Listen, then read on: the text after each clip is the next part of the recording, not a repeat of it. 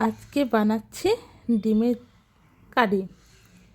প্রথমেই ডিমগুলো আগে সিদ্ধ করে ছাড়িয়ে রেখেছি খোসাগুলো, আর এদিকে পেঁয়াজ, টমেটো, ধনেপাতা কেটে রেখেছি। আর তেল গরম করে কড়াইয়ের মধ্যে একটু নুন হলুদ দিয়ে ডিমগুলোকে হালকা করে ভেজে নিচ্ছি।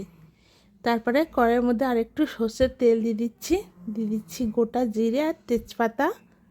তারপরে দিয়ে দিচ্ছি কুচানো পেঁয়াজ কুচি। তারপরে এবার পেঁয়াজগুলো ভালো করে ভেজে নেব।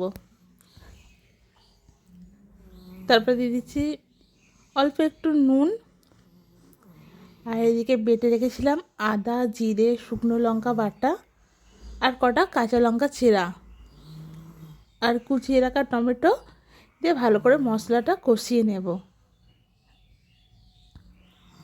এরপর দিয়ে দিচ্ছি সামান্য একটু হলুদ গুঁড়ো। কষানো হয়ে গেছে, তার মধ্যে দিয়ে দিচ্ছি ভেজে রাখা ডিমগুলো।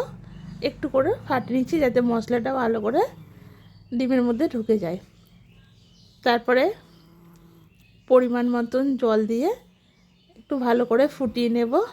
তো আমাদের ডিম কষা হয়ে গেছে। এবার নামানোর শেষে দিয়ে দিচ্ছি ধনেপাতা।